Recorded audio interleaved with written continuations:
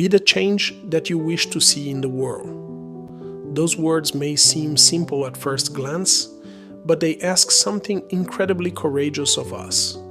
They ask us not to wait, not to blame, not to wish, but to become. All of us carry a secret blueprint of the world as we hope it could be. A world where kindness isn't rare, where fairness isn't foreign, where dignity isn't something earned but something honored. A world where we feel seen, heard, and valued. And yet, when we look around, the world doesn't always resemble that blueprint. It can feel harsh, divided, and indifferent. It's tempting to shrug and say, well, that's just how things are. But change has never come from those who accept things as they are. It comes from those who refuse to. We often underestimate ourselves. We think change belongs to leaders, to activists, to people with platforms or influence. But history tells a very different story. The world has been shaped not just by the powerful, but by the persistent. Not just by the famous, but by the courageous. Not just by those with authority, but by those with conscience. You don't need permission to make a difference. You don't need a title, a following, or a perfect plan. You need only a decision to act differently, to live differently, to respond differently. Change doesn't demand that we transform the entire world overnight. It asks something much more attainable, that we transform our corner of it, our homes, our classrooms, our workplaces, our friendships, our habits, our minds. If you want more compassion, offer compassion when it's least deserved.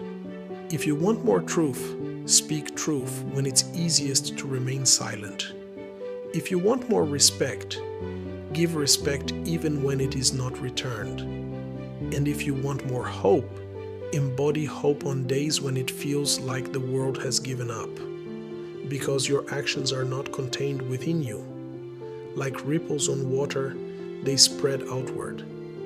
They touch people who touch other people, who touch still more. You may never know how far your influence travels, but it travels. And yes, there will be days when you feel small. There will be days when you feel tired. There will be days when you wonder if any of it matters. But change has always been built by those who continued when it would have been easier to stop. Ask yourself, what kind of person do I want to be when the world is difficult? What choices will I make when no one is watching? What legacy am I creating, not in grand gestures, but in daily actions?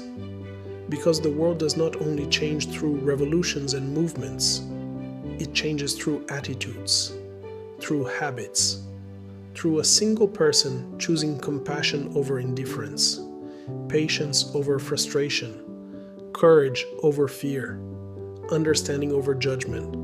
Look at your own life. Look at the places where you once struggled but grew.